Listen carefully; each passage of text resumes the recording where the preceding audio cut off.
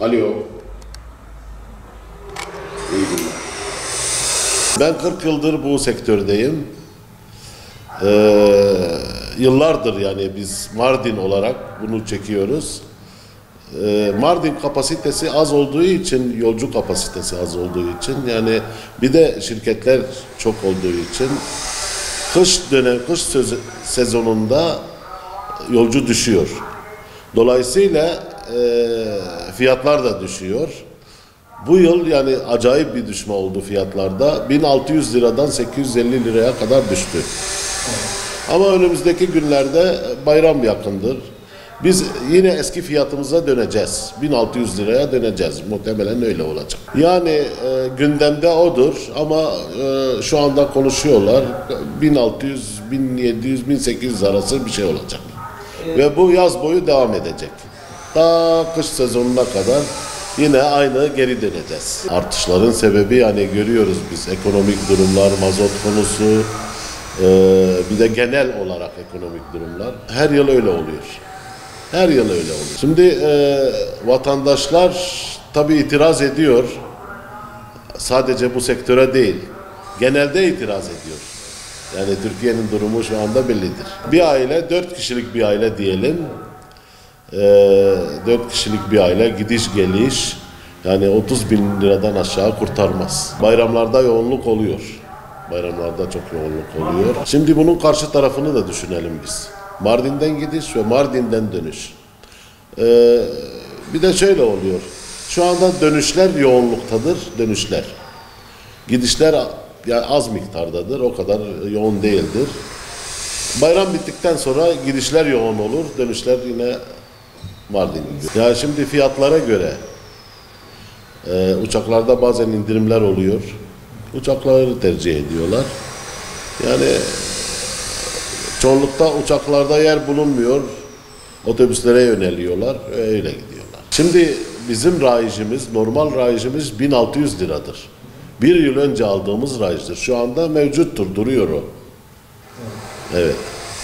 Yani biz eski şeyimize döneceğiz, rayicimize döneceğiz. Ha 1-200 lira atsalar artık otobüs sahipleri diyelim. Otobüs sahipleri kış boyu zarar ettiler.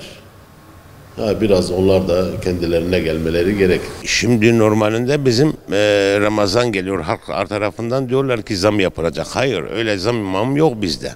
Bizde zaten şu an otogarın halini görüyorsun. Şu an iş yok. İş olmadığı için biz fiyatları düşürüyoruz. Fiyatlar düşüyor. Normal ya, yarın öbür gün bayrama doğru normal fiyatlarımızdır. Zam almışız ama normal fiyatlarla. Malum mazotun durumunu biliyorsunuz. Mazot her gün pahalılaşıyor. Personel pahalılaşıyor. Sigorta pahalılaşıyor. Biz bunun altından nasıl çıkacağız? Yani bizim normal fiyatlarımız 1400-1600 liraydı. İş olmadığından dolayı biz bunu 1200'e, 1300'e düşürmüştük. Şimdi yarın öbür gün iş açıldı mı, sezonumuz açıldı mı normal fiyata gireceğiz. Fiyat olarak 1700-1800. O da mazota bağlı olarak. Ve kendi kafamızdan biz zam yapmıyoruz.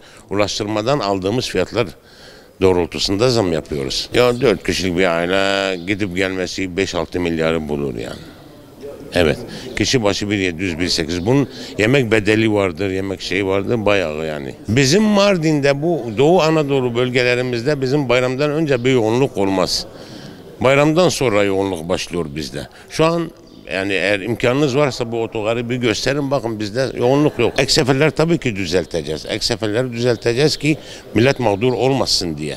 Onun da belli bir maliyeti var ama neticede firmalar karşılayacak. Biz milletin mağdur olmaması için, kimse yerde kalmaması için ek seferleri düzelteceğiz. Yaz boyunca normal fiyatlarımızı korumaya çalışacağız inşallah. Ondan sonra zaten sezon bitti mi zaten seferlerimiz de azalıyor, yolcumuz da azalıyor. O şekil. Ya Mardin için bizim bu bölgede otobüs daha çok tercih ediliyor. Niye? Eşya var, yük var. O yüzden otobüsleri kullanıyoruz. Teşekkür ederim. Herkese hayırlı Ramazanlar diliyorum. Valla şu an yoğunluğumuz yok. Ancak bayramdan sonra yoğunluğumuz olur.